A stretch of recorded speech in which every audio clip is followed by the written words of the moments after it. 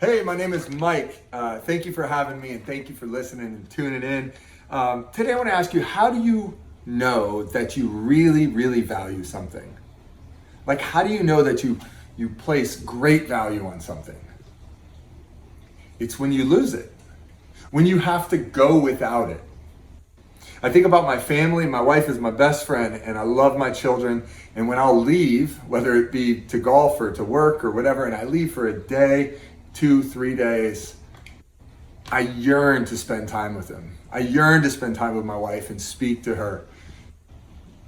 It proves her value in my life because I have distance from her and I can't see her and I can't talk to her. You know, back in 2020, we started to experience this as the church. We weren't able to come together physically and to worship our God, right? We weren't able to come together and to be the church. Now, I am so grateful for the technology that we have, even this here, where we can connect to each other through a video and encourage each other. It's wonderful, and I appreciate that. I'm thankful for that. But God set it up. Jesus set up his church because he knew how we are. He knew we needed to be together, physically be together, to encourage each other and to do his work and to worship him. Jesus, back in Matthew 16, in talking about establishing the church, this is the very beginning of his movement. He says to Peter, he changes his name from Simon to Peter, right? Peter meaning rock. And he says, on this rock, on Peter, I will build my church. So encouraging are the next words. And the gates of Hades will not overcome it. No matter what, if the governments, if viruses, if anything separates us as a church and it stops us from being able to do what we do and worship our God as a church, that is only temporary.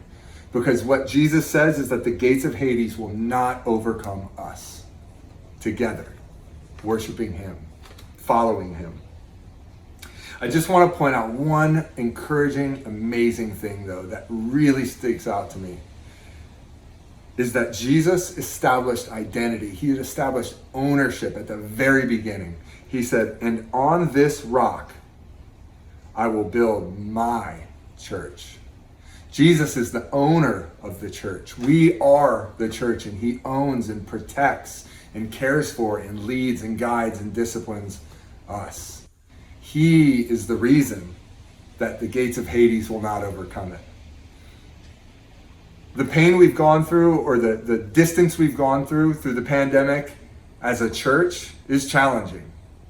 But it made me appreciate, and I hope it makes you appreciate, the value of being a part of the church and being able to come together and worship an amazing God.